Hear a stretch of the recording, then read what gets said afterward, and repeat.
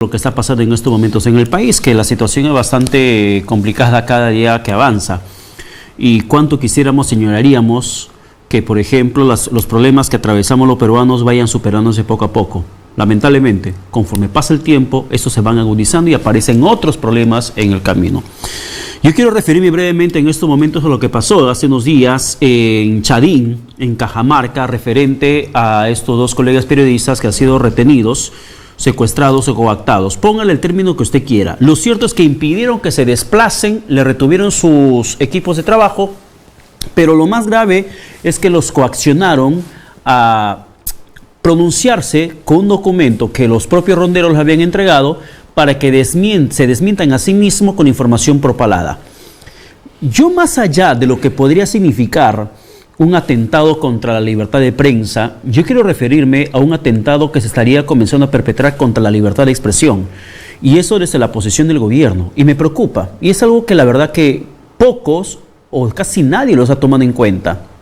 No se trata de un medio de televisión como América, no se trata de dos periodistas de esa casa televisiva, no se trata de los ronderos, se trata básicamente de la posición que el gobierno está adoptando referente a la prensa y a todos aquellos que piensan distinto al presidente Pedro Castillo o su entorno. Porque si esto no se pone coto, si el propio gobierno no se comienza a equilibrar en sus expresiones, aseveraciones de manera pública, lo que pasó con este colega periodista, con su camarógrafo y con el conductor del vehículo que los transportaba, va a comenzar a pasar con cualquiera de nosotros que pueda pensar diferente al gobierno. Porque por algo comienza una situación de totalitarismo. Comienza la represión de las voces opositoras al gobierno, al régimen que en estos momentos se encuentra al frente del país.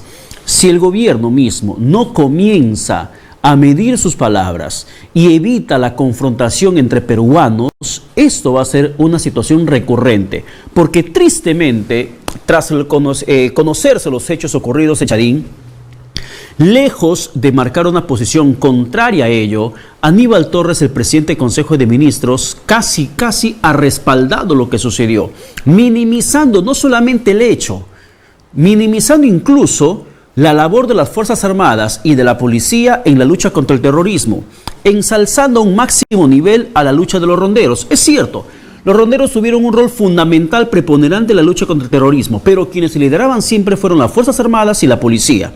Y está de más recordar esos episodios históricos del país. No solamente eso. Luego de estas expresiones de Aníbal Torres, en la que minimizaba lo ocurrido con este colega periodista y los otros trabajadores de este medio de comunicación, se suscita el comunicado del Ministerio de Cultura el día de ayer, en el que básicamente deja sin efecto cualquier sospecha de delito que hayan cometido en ese momento sobre estas tres personas, minimizando también y levantando la acción de los ronderos, respaldando tácitamente, sin decirlo de manera abierta, pero respaldando lo que pasó en ese momento. Yo insisto y voy a este hecho preocupante, que lo que ha sucedido, si el gobierno pretende realmente hacer algo bien por el país, tendría que dejar esos discursos confrontacionales y dejar de respaldar esos tipos de prácticas, de actos. Porque si una persona, por ejemplo, que no sea rondera, que sea de otro extracto social o de otra organización social, y que linde con lo que puede hacer en estos momentos el gobierno, respalde las acciones del gobierno, comenzará también a atentar contra la libertad de expresión de aquellos que no piensan como ellos. Y eso sí es lo más preocupante, porque estaríamos siendo sometidos frente a las voces que concuerdan con el gobierno, estaremos siendo sometidos a un tema de violencia, de coacción, de represión y de silencio que tendremos que guardar. Y eso genera mayor confrontación y más polarización. Y es lo que no debemos precisamente llegar como extremo aquí en estos momentos en el país. Eso es lo que me preocupa por sobremanera. Más allá de lo que podría significar el presunto secuestro del periodista, es la posición del gobierno frente a este hecho, que políticamente le conviene porque el gobierno se da cuenta de que hay sectores que lo están respaldando. Pero también el gobierno no se da cuenta que hay un cansancio, un hartazgo cada vez más creciente sobre la forma como es que viene conociéndose los destinos del país. Punto y aparte, vamos a dar la bienvenida a nuestra primera invitada del programa en estos momentos, la congresista de Renovación Popular, Milagros Jáuregui, a quien la tenemos en la comunicación. Congresista, ¿qué tal? Buenos días, bienvenida a Vez Cable. Buenos días, muy feliz de poder compartir esta mañana con ustedes y realmente muy preocupada al escucharte también por el mismo caso. No hay ningún tipo de justificación a lo que ellos han hecho, porque a ningún ser humano se le debe de privar de la libertad de expresarse. Lo que ellos han hecho es 100% un delito. Claro, y es lamentable que en estos momentos el gobierno intente generar mayor confrontación sobre ello, lejos de poner paños fríos al asunto y pedir la investigación de manera responsable, sin justificar lo que se ha hecho, porque es una presa contraria a nuestra posición. Asumen es el gobierno intentando minimizar lo que ha sucedido.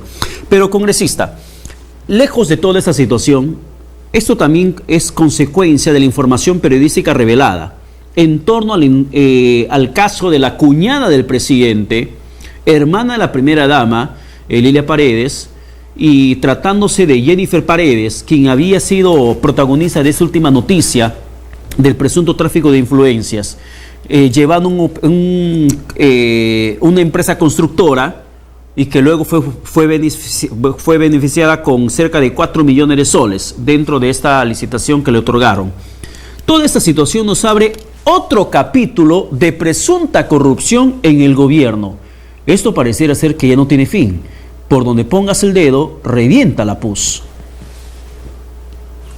Así es increíble que no solamente estamos siendo testigos de un gobierno poco preparado, un gobierno que no tiene ningún tipo de planificación para sacar adelante nuestro país, sino que estamos siendo liderados por una banda de delincuentes, porque es increíble cómo una y otra vez quieren que la población se someta a lo incorrecto, que veamos lo anormal como normal, que nosotros, la sociedad, se incline a todo lo que ellos están haciendo incorrectamente y para que se incline que lo aceptemos. ¿Cómo vamos a aceptar conductas criminales en el gobierno? ¿Cómo vamos a aceptar someternos a autoridades que lo único que están haciendo es destruir la honorabilidad del manto presidencial, del manto de los ministros?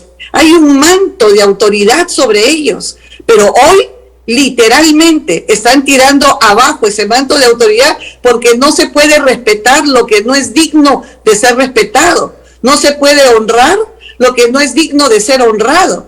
Entonces nos están quitando a los peruanos la libertad de poder expresarnos, porque cada vez que vamos a hablar y vamos a opinar en contra de ellos, ellos dicen que no los dejamos gobernar. ¿Cómo vamos a dejar gobernar a personas que no tienen la capacidad moral, intelectual, la capacidad académica para gobernar? Es increíble que hoy esta muchachita, la hija adoptiva del presidente, se pasee por los pueblos hablando y haciendo negocios. O sea, ¿cómo vamos a quedarnos callados? ¿Cómo vamos a quedarnos aceptando una conducta incorrecta? Eso no está bien. Claro, y yo creo que ya deberíamos de poner un pare total. A mí me da muchísima pena que en el Congreso de la República no se reaccione como se debería de reaccionar, porque no puede ser que sigamos viendo cómo estas personas están destruyendo el país y están avanzando de una manera tremenda en todos los ministerios, con un sesgo delincuencial tremendo, y que no hagamos nada. Claro, congresista, pero ¿cuál es su opinión sobre lo dicho por el ministro de Cultura, Alejandro Salas, debido a que él sostiene que lo hecho por Jennifer Paredes, la cuñada del presidente Pedro Castillo, hermana de la primera dama Lilia Paredes, no ha hecho nada de malo? Lo que ha hecho Jennifer Paredes, en la interpretación, en la explicación que da el ministro de Cultura, es un acto de buena fe, como una pobladora muy preocupada por el desarrollo de su pueblo, y solamente se fue a querer canalizar ayuda para esa población alejada del país. Mira, Pablo, lo que ellos están haciendo es trayendo una mentira para tapar la verdad. O sea, tú no puedes decir que es una chica que tiene tanta carga por la población que está yendo a ayudar a la población. No, es un negocio.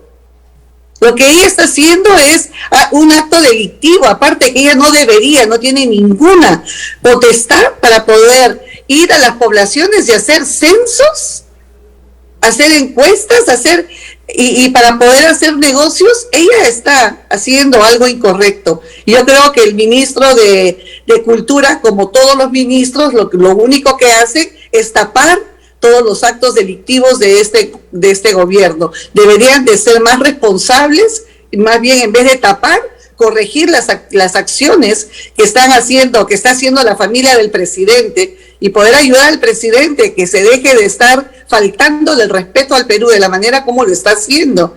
Pero no podemos nosotros permitir que estos ministros nos salgan con un cuento y nosotros creerles un cuento que obviamente es un cuento para tapar actos delictivos. Pero ustedes son los golpistas, eso es lo que dicen constantemente desde el Ejecutivo. Imagínate, golpistas porque les decimos la verdad. Si nos quedáramos callados, seríamos personas que nos estamos haciendo uno con la maldad y con la conducta incorrecta de ellos. ¿Cómo nos vamos a quedar callados ante tanta falta de respeto a nuestra nación? No nos podemos quedar callados. Nosotros quisiéramos tener todo un gabinete de ministros y trabajar porque el país tiene que avanzar. Pero ¿cómo vamos a avanzar con ministros que lo único que están haciendo es entrar a esos puestos de autoridad para buscar tener negocios que los beneficien personalmente? O sea, es increíble. Nosotros, los congresistas, tenemos que fiscalizar. Y en esa acción de fiscalización es que tenemos que ir y preguntar, indagar, sacarlo a la luz, llamarlos al Congreso, explíquennos, hablen. Pero definitivamente una mentira tras otra es el sello de este gobierno. Pero usted mencionó una frase, falta de respeto, y con eso me quiero referir a lo que dijo Aníbal Torres tras los sucesos ocurridos en Chadín, en Cajamarca, con el tema de los periodistas retenidos o secuestrados, pero que la Fiscalía viene investigando por presunto secuestro. Y para el ministro del Interior, ministro González, también es un secuestro. Sin embargo, Aníbal Torres ha minimizado dentro de esto a las Fuerzas Armadas y a la Policía Nacional. Ha minimizado y ha faltado el respeto una vez más a estas instituciones, porque no es la primera vez que lo hace Aníbal Torres. Si es recurrente, ¿qué va a hacer el Parlamento? Solamente se mira desde la tribuna cómo se falta el respeto a la institucionalidad de las Fuerzas Armadas y a la institucionalidad de la Policía desde la Presidencia del Consejo de Ministros. Esto es inaceptable. El premier debería de renunciar. Él ya pidió disculpas, pero sus disculpas no son suficientes. Él no puede agredir, menospreciar, minimizar la tarea heroica que hacen nuestras Fuerzas Armadas. Él no puede minimizar la honorabilidad de esta institución. O sea, ¿qué le pasa a este señor? Él debería de irse ya a su casa. Yo creo que está muy entrado en años el señor y que debería descansar, porque no puede ser que siendo premier tenga expresiones tan vergonzosas acerca de nuestras Fuerzas Armadas. Y yo creo que esa es una prueba de que él necesita ya descansar.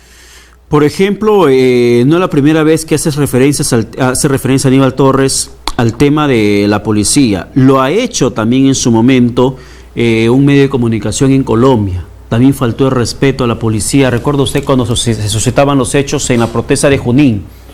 Y el gobierno comenzó a emplazar a la policía que tenga mayor acción para que se pueda contener a la población que se estaba levantando contra el Ejecutivo.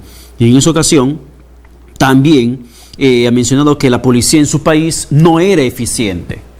Y luego salió a pedir disculpas.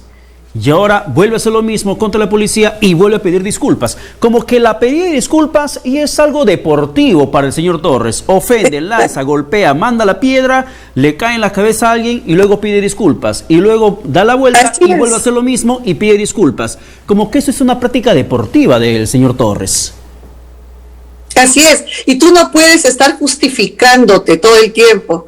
Porque tú no puedes justificarte porque no fue mi intención, no quise decir eso. No, tú no puedes justificarte. Tú eres responsable de cada palabra que sale de tus labios. Tú eres tan bueno como lo es tu palabra. Yo no puedo, como un ser adulto, estar todo el tiempo justificándome de las cosas que yo estoy hablando. Lo que yo hablo, yo soy responsable de cada palabra que sale de mis labios. Lo que yo hablo expresa un pensamiento. Entonces este señor internamente tiene los pensamientos torcidos, porque no puede ser de que continuamente esté hablando una cosa, que es la expresión de sus pensamientos, y luego esté justificándose. Eso es algo incoherente. Por eso te digo que para mí él ya debería de descansar. Yo creo que la edad ya está marcando algunas consecuencias en la lucidez que un ser humano debería de tener para liderar una nación. Entonces él ya debería de descansar. Y no podemos minimizar lo que ha sucedido. Nadie tiene el derecho de hacerte leer un documento que tú no has escrito. ¿Cómo es posible que se haya llegado a ese punto? Que obliguen a un ser humano a leer un documento que no has escrito. Eso no solamente es un delito, eso es un abuso, porque nosotros somos libres para expresar. Nuestra Constitución, el capítulo 2.4, habla acerca de la libertad. Somos libres para expresar. ¿Cómo es posible que venga alguien y me obligue a mí a leer un documento que no he escrito? Ese es un delito. Claro. Y ese delito debe de tener un castigo. O sea, yo no creo que debería esto de quedarse solamente en un rechazo a través de los medios de comunicación. Yo creo que deberíamos de tener una acción política, una acción. Debe de haber una pena ante este acto, porque si no, ellos van a seguir avanzando y claro, van a estar callándonos la boca por medio del miedo, las amenazas, y definitivamente no podemos permitir que el terrorismo entre nuevamente en nuestra nación. Claro, y que seamos doblegados por medio del temor. Si hablamos de Aníbal Torres, ustedes como Parlamento tuvieron la oportunidad para censurarlo. ¿Por qué no lo hicieron? ¿De qué sirve en estos momentos que se emitan comunicados, sendos documentos a la opinión pública diciendo que renuncie, que faltó respeto, que por aquí, que por allá, cuando el Parlamento tenía la posibilidad de censurarlo y no lo hizo? ¿Sabes qué? Definitivamente en el Parlamento, los que realmente peleamos por la libertad y la democracia del país somos muy pocos. Es increíble cómo la mayoría, y hablando desde Acuña para todo el lado derecho, ellos avalan todo lo que el presidente hace. O sea, yo me quedo sorprendida. Mira, yo soy pastora y para mí es increíble estar en un lugar donde la gente tenga doble discurso.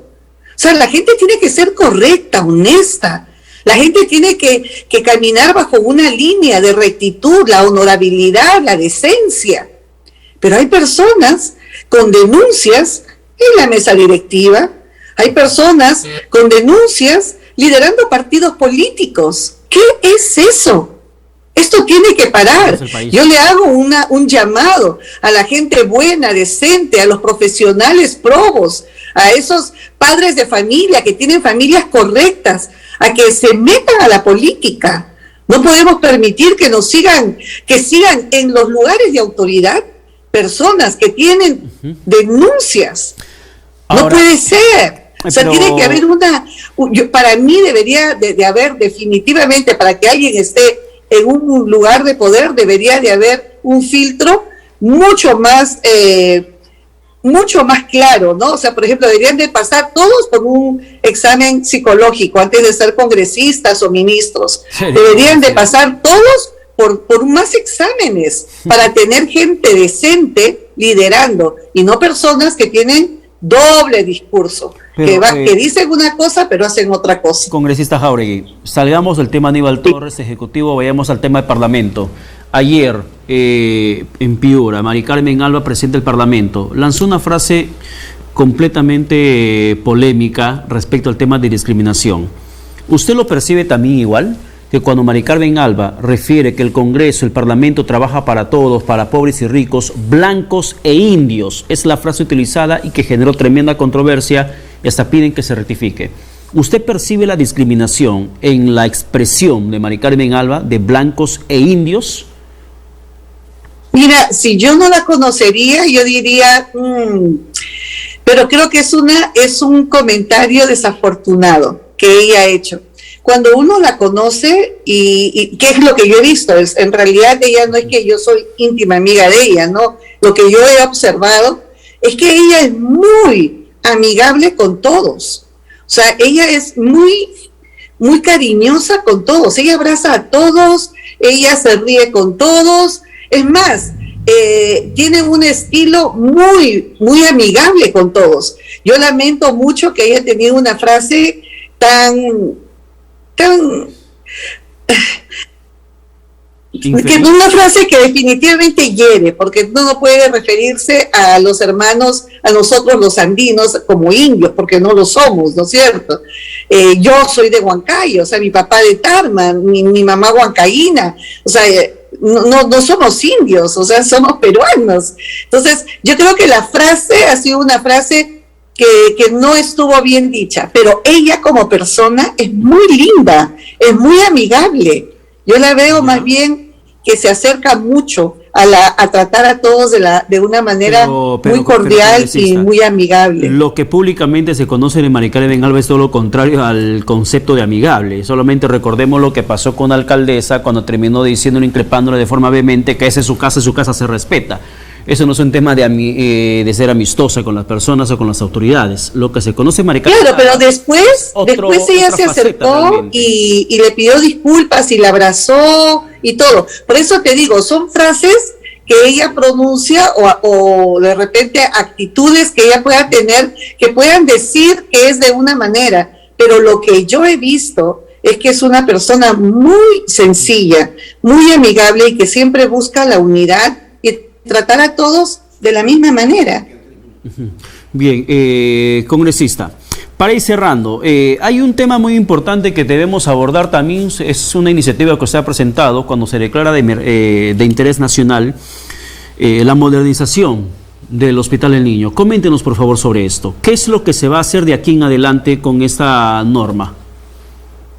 Esa norma lo que va a hacer es llamar la atención del gobierno. El gobierno no puede permitir que un hospital que ha sido fundado hace 93 años esté todavía manteniendo y sosteniendo la salud de casi la mayoría de los niños peruanos en el estado en el que está. Está en un estado donde ya la Municipalidad de Lima ha declarado que es un lugar inhabitable. Es un lugar, mira, si hay un temblor ahorita, ese lugar se puede caer. Tú no te puedes imaginar lo deteriorada que está la estructura y la construcción de ese hospital. Y ellos atienden casi 600 niños diarios con el CIS. O sea, ellos atienden a la población más vulnerable, a los más pobres. Todos los niños de provincia vienen al Hospital del Niño de Breña. Tienen 40 subespecialidades. Es el hospital que más especialidades tiene. No existe un hospital que tenga tanta especialidad para atender a niñez, o sea, de 0 a 18 años. Ahora, mi propuesta y por qué yo me he metido a trabajar y apoyar el Hospital del Niño de Breña, porque cuando fui a una visita inopinada, me di cuenta que los doctores están haciendo actos heroicos. Tú sabes que ni siquiera les dan para mantenimiento de los equipos médicos. Ellos hacen colectas entre ellos, arreglan un poquito, limpian otro poquito, pero ya es insostenible. Yo he visto el lugar donde lavan las sábanas. Ese lugar donde lavan las sábanas, las máquinas son tan viejas que comen la tela de las sábanas. Todo el lugar. Yo te invitaría a tu programa que por favor vayan y vean lo que yo he visto.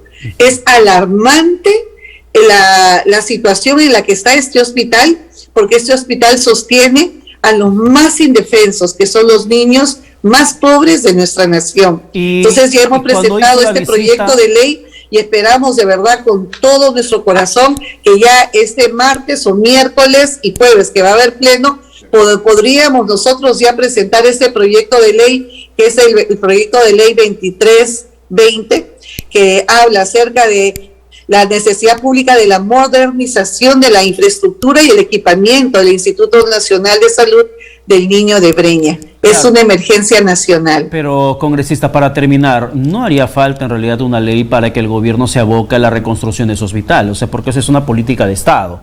Y entiendo que en la exposición de la política generales de gobierno de un presidente Consejo de Ministros se habla sobre el tema de salud pública. ¿No haría falta una ley que le diga al gobierno por si acaso tienes que modernizar tal hospital? Porque es una política de gobierno per se. ¿Le ha dicho usted al ministro Jorge López? Lo que yo estoy haciendo es una ley que declara de interés nacional. O sea, de verdad que no deberíamos de hacer una ley que declare de interés nacional una institución que hace tanto bien a la nación. El Ministerio de Salud debería de visitar cada hospital y debería de dar la solución a las necesidades de cada hospital. Estoy visitando los hospitales y los hospitales viven en una situación alarmante. ¿Y quiénes se atienden en los hospitales? La gente con mayor necesidad. Y no porque son pobres, no se les debe dar una buena atención. A mí me molesta porque las personas que tienen cierta capacidad económica pueden ir a una clínica. Pero ¿qué del Perú profundo? ¿Qué del pueblo peruano? Si realmente son un gobierno que escucha al pueblo, escuchen el dolor que hay en todos los pacientes enfermos en nuestra nación. ¿Cómo es posible que no exista en las provincias neonatólogos, que no existan programas de oncología para niños? Esa gente viene con el pasaje, traen a sus niños en sus brazos, no tienen ni qué comer. O sea, y el presidente pensando hacer un lugar para un terrahelicóptero, esas son tonterías. Piensen en los hospitales. Los hospitales necesitan que hoy por hoy el gobierno invierta, y ya este hospital del Niño de Breña ya no da más, así que deberían de buscar un terreno en algún lugar y construir un hospital del niño moderno, porque esta estructura, o sea, más se va a gastar en restaurar las estructuras y todo, ¿dónde se atenderían esos niños? Más bien, paralelamente, construyan un hospital moderno para trasladar a esos cientos de niños que cada día llegan a Lima a ser atendidos. Bien, congresista Jáuregui, muchas gracias por la comunicación. Que tenga buen domingo. Muchísimas gracias. Bien, muchísimas gracias. 9:30. Vamos a la pausa. Regresamos con más aquí en Política y Poder por Vez Cable Televisión.